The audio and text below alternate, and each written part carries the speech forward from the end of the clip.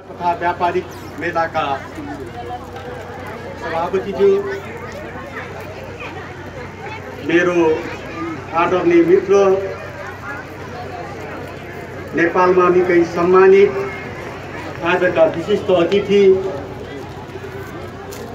पूर्व पत्रकार महासंघका सभापति धर्मेन्द्रजी, मेरो अति नै मित्र कामरेड मेटमणि चौधरीजी, मेरा अर्का मित्र सहकर्मी मित्र विपुल पोखरेलजी,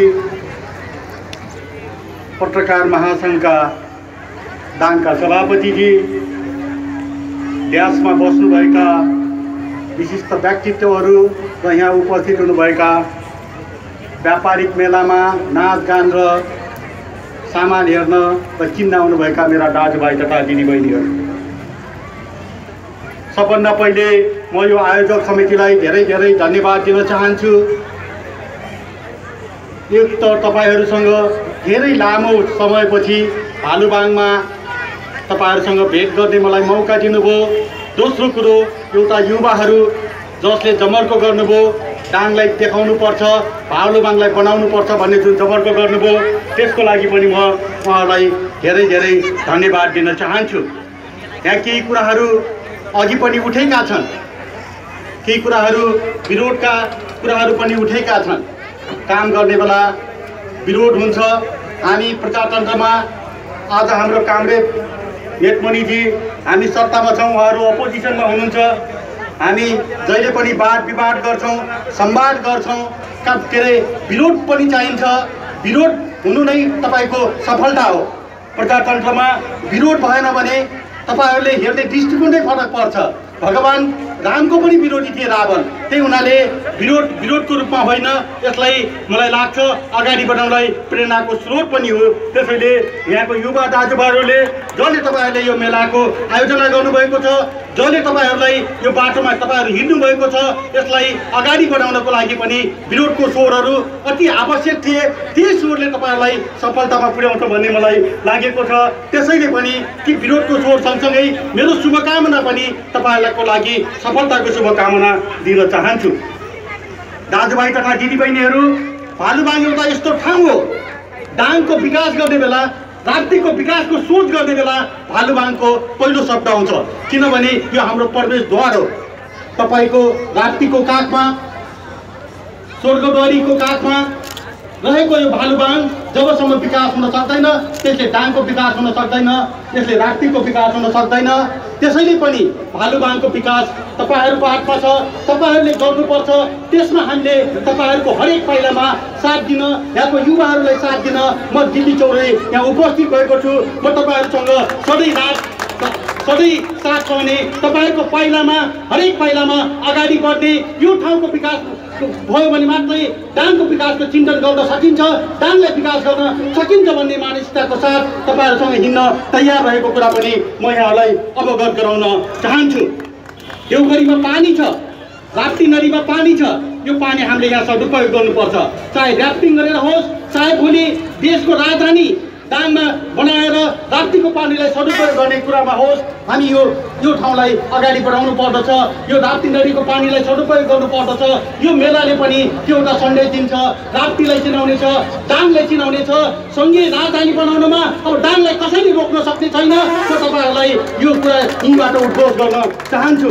यहाँ कहिले दाङ र देउघरीको विवाद हुन्छ, मैले भन्ने गरेको छु, तपाईँहरूलाई जुन सजिलो हुन्छ त्यही बनाउनुहोस्। देउघरीमा पानी छ, दाङमा उपत्यका छ, यो दुईटै ठाउँलाई एक ठाउँ विकास राखौँ, अर्को ठाउँमा मन्त्रालय र संसदहरू राखौँ, तर दाङबाट बाहिर राजधानी जान हुँदैन भनेर हामीले शीर्ष नेताहरूलाई पहल गरेका छौँ। आदरणीय हाम्रो सभापति नेपाली काङ्ग्रेसको शेरबहादुर देउपा दाङलाई धेरै माया गर्नुहुन्छ। अझ अहिले उहाँको सभापतित्व कार्यकालमा दाङलाई राजधानी बनाउनलाई पनि हामीलाई सुवर्ण मौका मिल्नेछ भन्ने मैले अपेक्षा गरेको छु। साथीहरू, यहाँ जङ्गलको कुरा उठेको छ। म तपाईँहरूलाई वचन दिन चाहन्छु, तपाईँहरूको बस्तीलाई जङ्गलबाट हटाउनलाई मैले संसदमा आवाज उठाउने छु, मन्त्रीमण्डलको टेबुल ठोक्नलाई म तयार छु। तर सँगसँगै तपाईँहरूको अहिले वन मन्त्रालय पनि हामीसँग भएको हुनाले वन मन्त्रीसँग कुरा गर्ने, भूमि सुधार मन्त्रीसँग कुरा गरेर तपाईँहरूको यो मागलाई सम्बोधन गर्ने संसद र सिंहदरबार दुवै ठाउँमा तपाईँहरूको आवाज पुर्याउन म तयार रहेको कुरा जानकारी गराउँदै यो सालमा केही नभए पनि यो ठाउँलाई के अरे जङ्गल के अरे जस्तै बाँडा बस्ती छ उनीकै नाममा दर्ता गर्ने प्रोसेस अगाडि बढाउने कुरा पनि यहाँहरू समक्ष म राख्न चाहन्छु। हामी जहिले पनि ठाउँको विकासका कुरा गर्छौँ। ठाउँको विकास भनेको यो ठाउँको संस्कृति हो, यो ठाउँको एकता हो, यो ठाउँको मानव एकताले मात्रै यो ठाउँको विकास गर्न सक्छ। हामी कोही यहाँ बाहुन आउँला, कोही छेत्री आउँला, कोही मगर आउँला, कोही थारू आउँला, कोही यहाँ मुस्लिम आउँला, कोही हामी सबै मुलुकका सबै खालका बासिन्दाहरू छौँ। अहिले नेपालको एकता भनेको तपाईँको सबभन्दा ठुलो एकता हिजो राष्ट्रको एकताको प्रतीक हामीले राजालाई मान्थ्यौँ। अबको एकताको प्रतीक हामीले संस्कृतिलाई खोज्नु परेको छ।